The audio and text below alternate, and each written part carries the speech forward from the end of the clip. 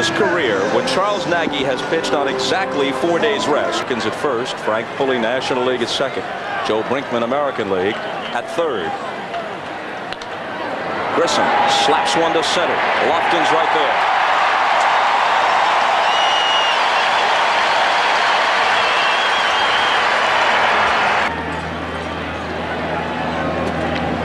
Two-one pitch. Baerga with a chest high hop, and Polonia's gone.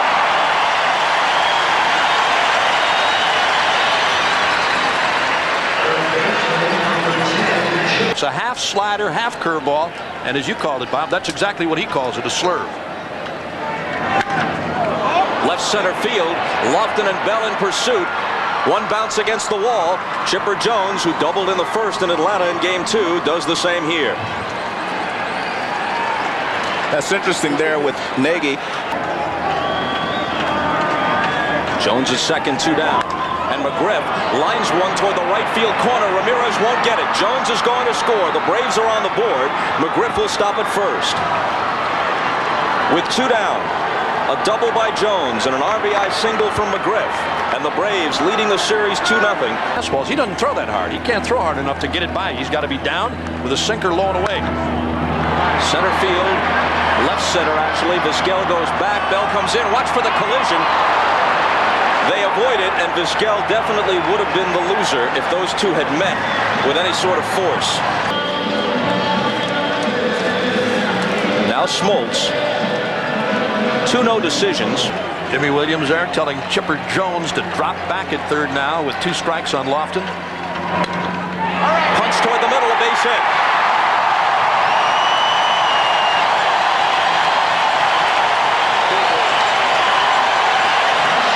This 1995 right pitch to go on. I don't think he's progressed to that point yet. Not going, and a drive toward the right field corner. Big trouble if it's fair, which it is. Lofton loses his helmet as he speeds around third. Vizquel wants a triple as Lofton scores, and Omar is in there.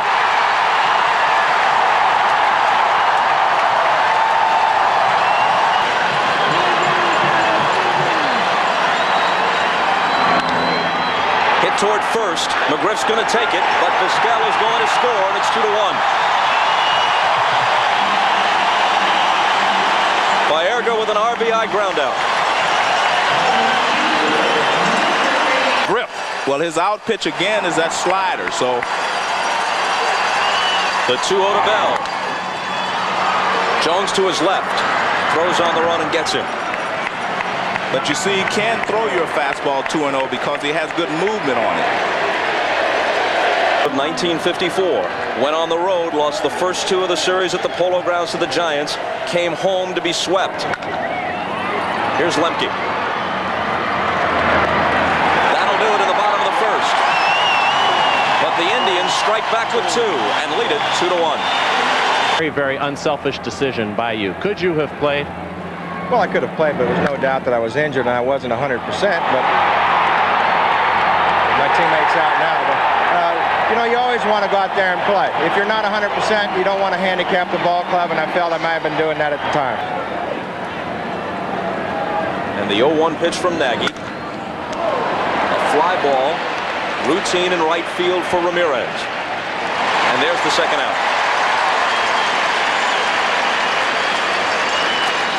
This Indian team had the best winning percentage of any team in baseball since. Hit hard, Baerga to his right. Juggles it, has time to right himself. Trying to avoid the fate that met their esteemed predecessors, the Indians lead Game 3 2-1. The second deck here against the Mariners during the LCS. Called strike 3. And that's the Smoltz slider that we talked about. You can't pick up the spin on it. It just dives at you. It's very tight. Wayne Kirby, more often than not, comes in late in the game. Another 3-2 pitch is high, and Ramirez with a 1-out walk.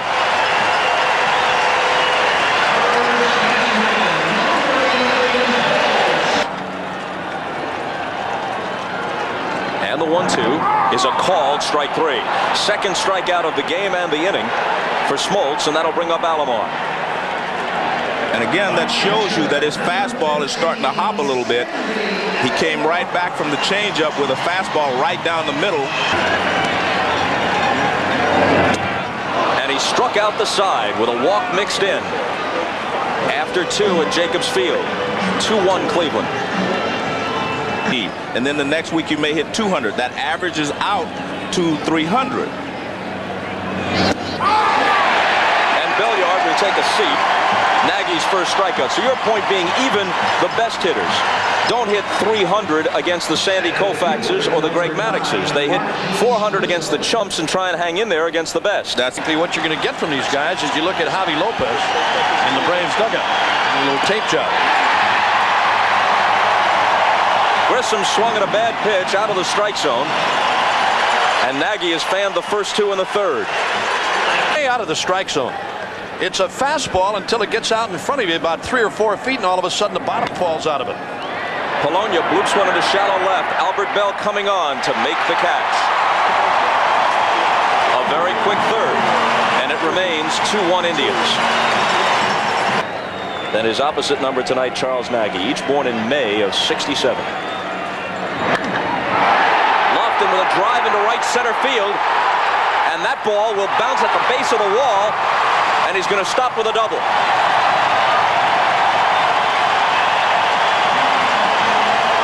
The whole Lofton to the double. In one pitch, though, he could turn it into a triple. Not going, Vizquel bunts. A terrific bunt if it stays fair, which it does. Runners at the corners with nobody out.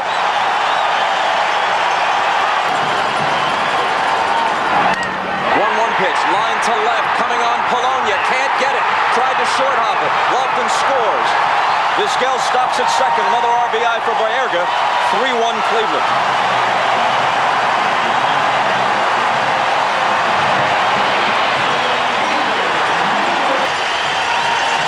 And a 1-2 pitch coming to Albert Bell.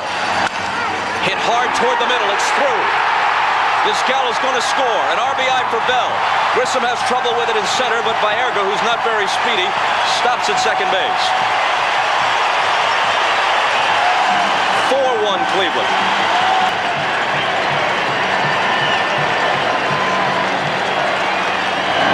Struck him out.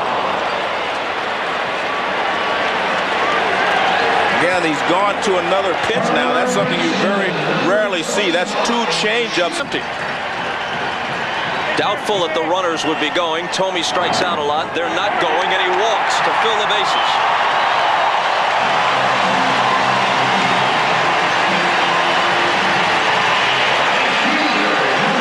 Well, they brought in Brad Klontz because he can get the ground ball. He is a sinker ball pitcher, and he works from the first base side of the rubber.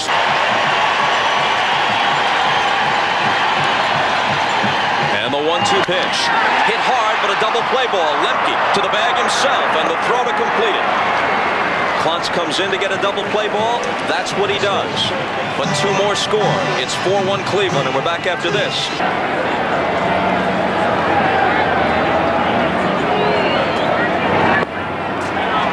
A leadoff walk. And as McGriff strolls to the plate, we tell you this 1995 World Series game is brought down behind the dugout where you can go and sit. You can even watch the game on TV if you want. The call, strike 3, a beauty.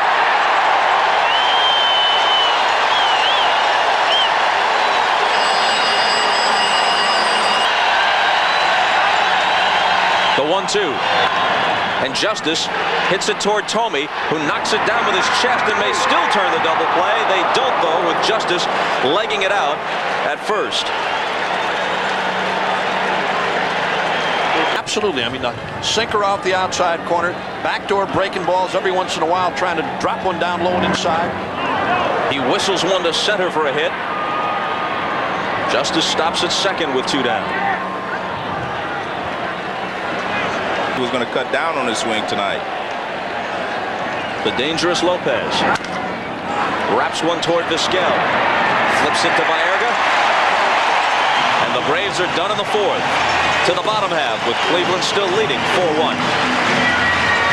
Save situation or not. And the payoff. Checks his swing, or did he? They check it third. And very nonchalantly, Joe Brinkman says, sit down, Mr. Sorrento. I don't think there's any doubt that he did go on this. Talking about earlier, each dugout is allowed one heater. A bouncer over the mound. Lemke charges near the bag. Whirling throw and got him. He is a fine defensive player, Lemke. He does all the job, everything well around the bag. Against the star-crossed Red Sox. Up the middle, Lemke can't get it. 3 straight hits for Lofton.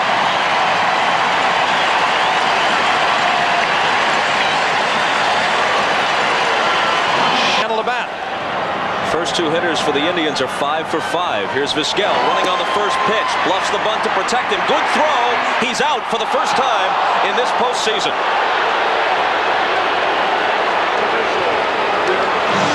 Lofton is erased. The bottom of the 4th is in the books. Lopez continues to sparkle.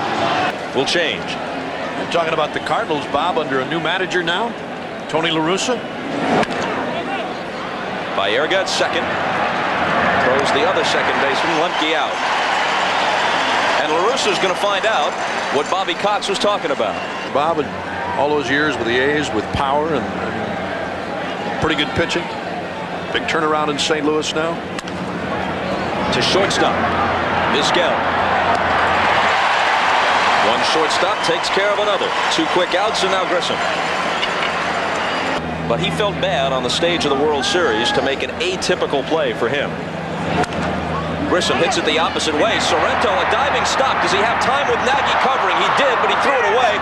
Alomar trying to stop it from going in the dugout, backing up. A heroic effort, as you'll see on the replay, but he couldn't do it.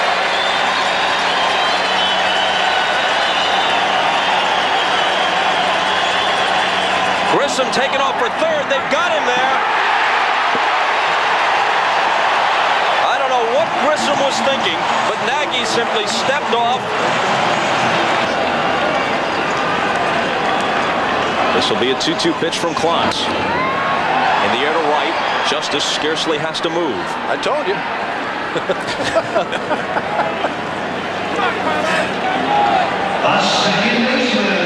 Once here in the postseason, an extra inning loss to Seattle. Chipper Jones to his left. Baerga's done to start the 5th. Or to make it 2 out in the 5th. 5 homers in 8 swings. First pitch from Klotz.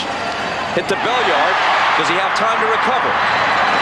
He could have gotten him had the throw been accurate. McGriff tried to scoop it up and couldn't. The 5th guy on the deepest starting staff in the majors with Atlanta. Well to the seats and left. Here's the 2-2. He couldn't stop himself. And on the changeup, he's gone. The error doesn't hurt. We've completed 5. It's 4-1 Cleveland. It appears. That's all other first basemen combined in the postseason with 3. Polonia with a weak wave at the splitter, and he sits down. Down with the sinker.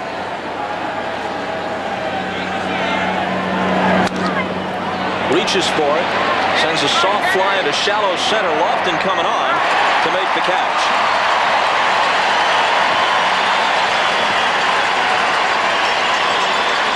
Things with a flare. McGriff drives one to right. Ramirez turns and watches this one go out for McGriff's 2nd home run of this World Series and his 4th of the postseason.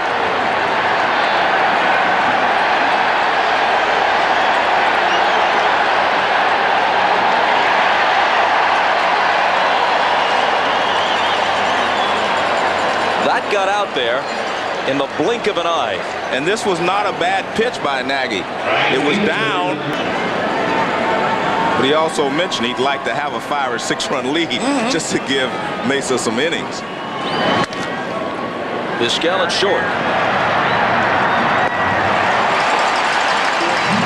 Justice is gone. The homer by McGriff, though, makes it a 4-2 game. than they have in the previous 2 games, but still, it may not be enough. In the air to center. Grissom started in. Now he goes back. And shy of the track, he has it. And that kept it at 4-1. A base hit there would have broken the game open. Down to third, Chipper Jones. Griff stays on the bag. 2 out in the 6th.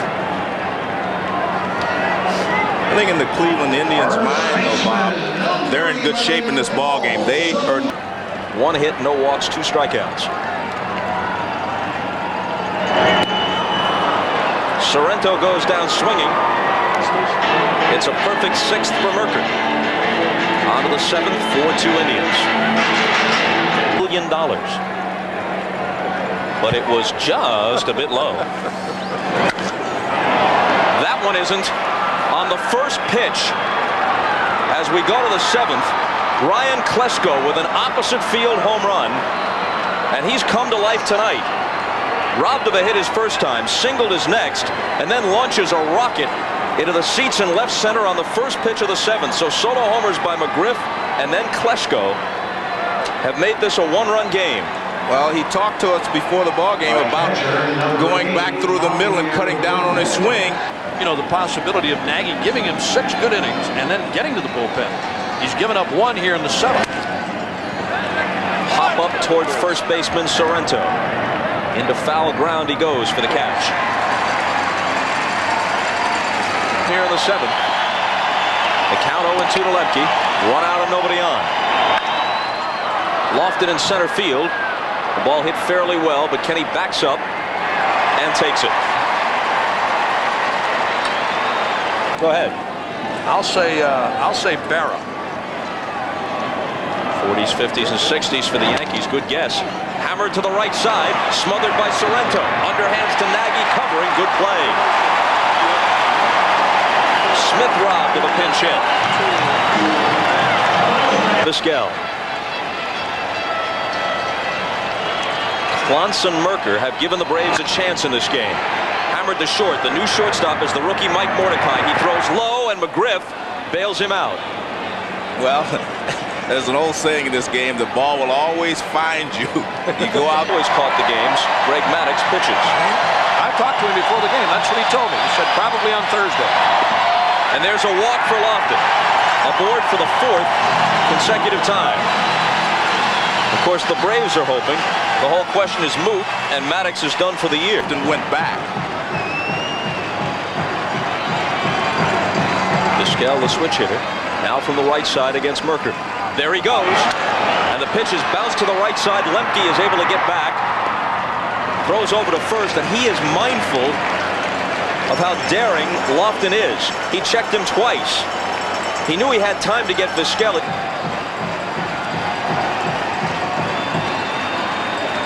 Mordecai trying to sneak in behind. Now Lofton takes off, and there's no chance in the world.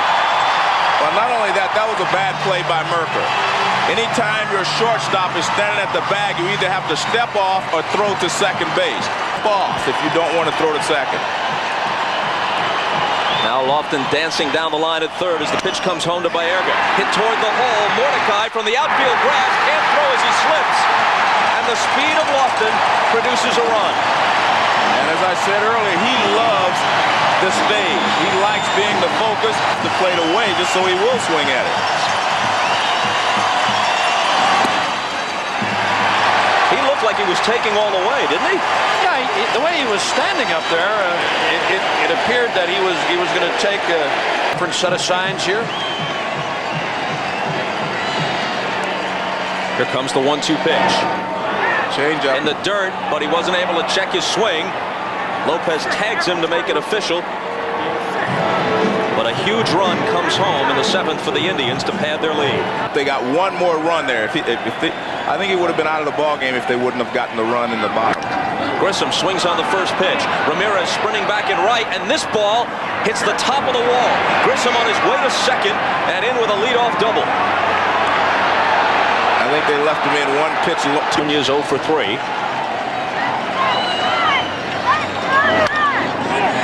And Sorrento can't get it.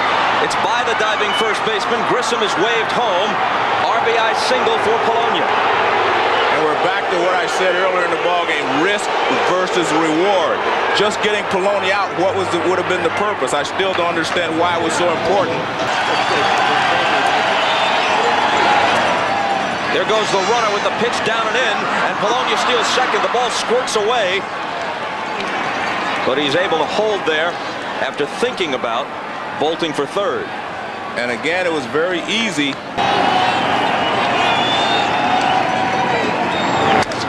This one is hammered to center. Lofton going back, way back to the track to haul it in. The runners tag, and they're both going to move up. A close play at second. And Chipper Jones is barely in there in time. The infield is back. On a ground ball, they'll concede the tying run.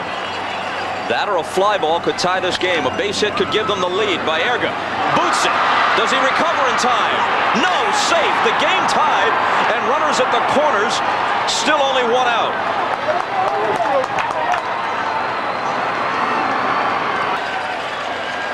Braves get one in the opening inning. Indians come right back with two to get the crowd into the game. Everybody's screaming and hollering. The 1-0 pitch is hammered into left center field. It gets down for a base hit. The Braves have taken the lead. In comes Chipper Jones. Justice stops at second. And Devereaux does it again. And he was...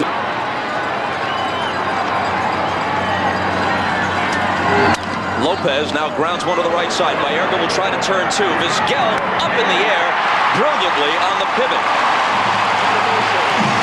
But not before 3 runs come home in the 8th. And suddenly it's 6-5 Atlanta. Because the public can be tough, the press can be tough. This is a class guy, but his moves have not worked for him here.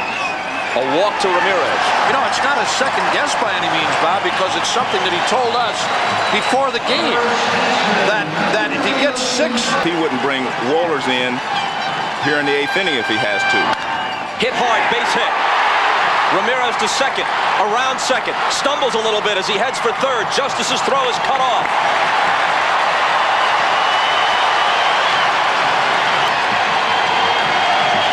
First and third, one out.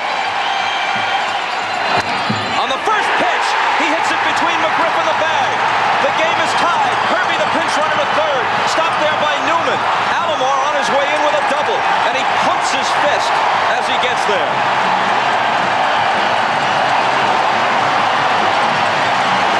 Might be able to use Mesa in the 9th with a lead.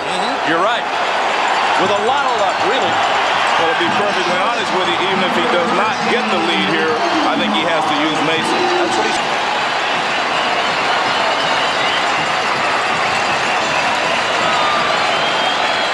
The 0-2. He's gone.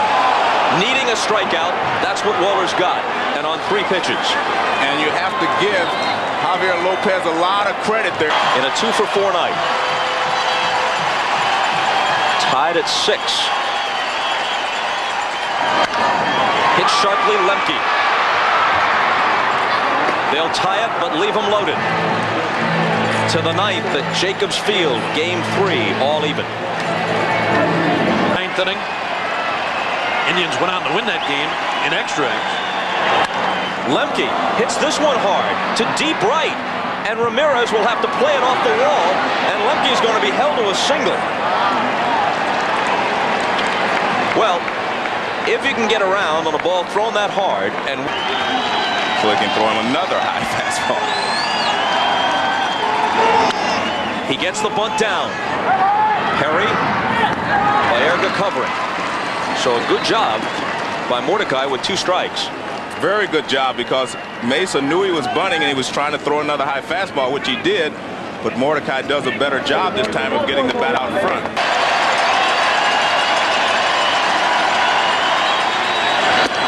Struck him out with the high fastball.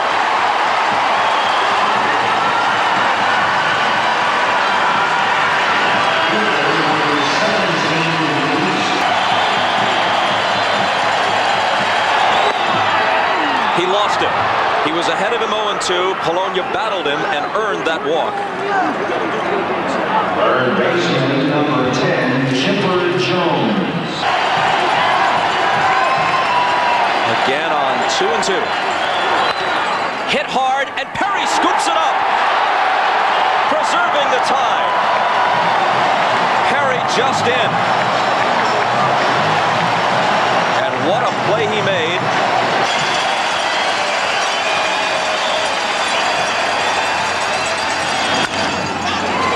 Mordecai has time and has Bell at first base. So Albert grounds out on the 3-2 pitch.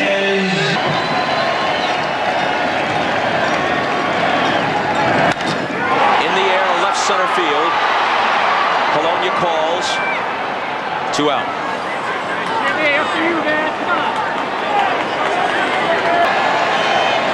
Tomey 0 for 3 with a walk. Broken bat, slow roller. Mordecai has to charge, throws on the run and gets him. And we are going to the 10th inning at Jacobs Field. And his long fly ball to center that advanced 2 runners was a key in the 3-run 8th. Line to left center, a leadoff hit, his 3rd of the night.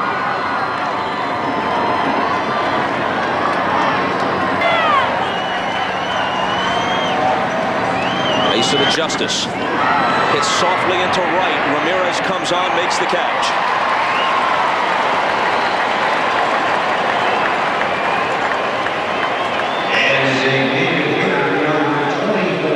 If you're Bobby Cox, 6 apiece in Game 3 of the World Series.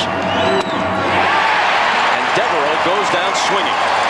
And you see Alomar give him the fist. That's what he wanted. He wanted a high fastball. Bases this year. But now he's in scoring position with 2 outs, so not a bad play. Up the middle. Baerga's at least able to stop it. Can he throw him out? Yes!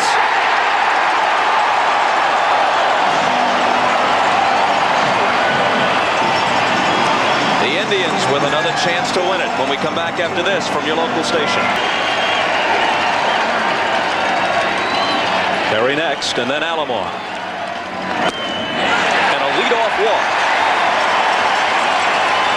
It's the 3rd time Ramirez has walked tonight.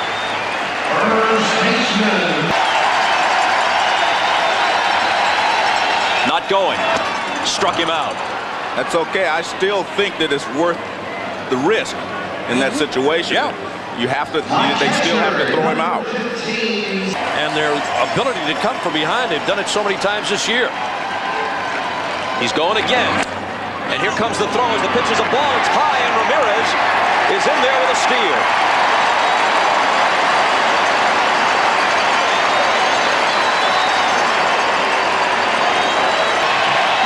The count now 2-2 to Alomar. Lemke handles this one as Ramirez moves to 3rd. I sincerely doubt that they'll mess with Lofton here, Joe. Well, it gives them an opportunity. Now we're in the 10th. Lofton goes. They don't contest it. It's hit up the middle. Lemke gets Vizquel at first. 2 men are left. On to the 11th. Mordecai on deck. Line drive into left center field. A leadoff hit for Lemke. Bell over to cut it off and get it back in. Nice play there by Bell. He cut that ball off and got it back quickly to the infield. Held Lemke to a single. So they took the bunt off and went with the hit and run. Not going this time. They put the bunt back on, and he strikes out.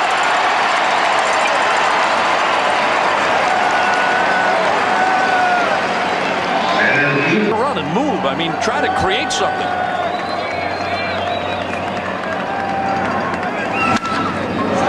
Bouncing ball to Baerga. Vizquel 1. Perry 2. They had to be quick with Grissom coming out of the box. And now they give themselves another chance to win. Alejandro Pena, who was in this situation Started the inning, and eventually he gave up the run that lost the game in the series. Baerga smacks one into right center field. This is going to split the outfielders and go to the wall. It's at least a double. Baerga doesn't run that well, and he's content to stop at second base.